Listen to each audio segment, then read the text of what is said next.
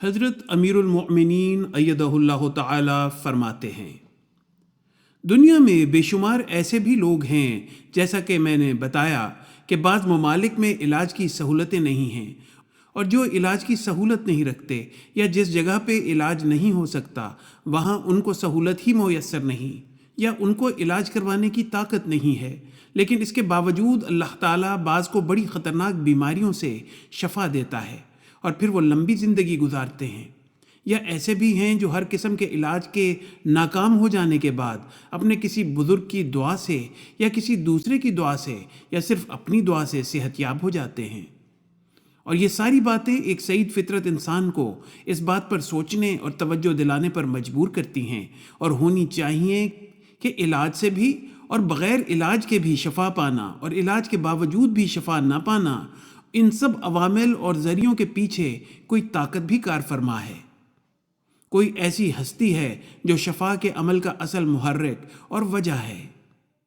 اور جیسا کہ میں نے کہا، بعض اوقات ہر وقت کے علاج کی ناکامی کے باوجود یا علاج کے بغیر بھی اللہ تعالیٰ کے آگے فریاد کرنے والوں کی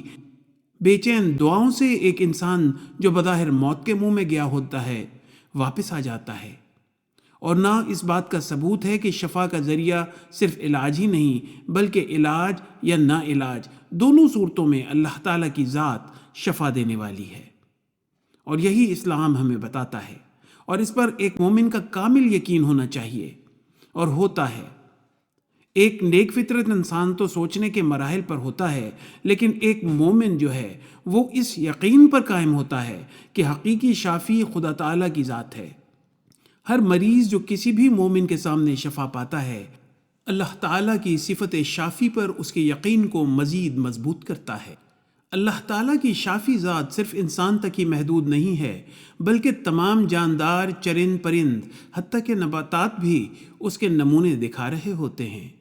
آج کل تو انسان ریسرچ کرتا ہے، جانوروں پر بھی ریسرچ ہوتی ہے، ان کی صحت کا بھی علاج ہو رہا ہوتا ہے، پودوں پر بھی ریسرچ ہو رہی ہے، ان کا بھی علاج ہو رہا ہوتا ہے۔ اللہ تعالیٰ انسان کو طریقے بتاتا ہے کہ یہ ان چیزوں کے علاج ہیں، یہ علاج کرو گے تو یہ صحت یاب ہو جائیں گے۔ حوالہ خطبہ جمعہ فرمودہ 18 دسمبر 2008۔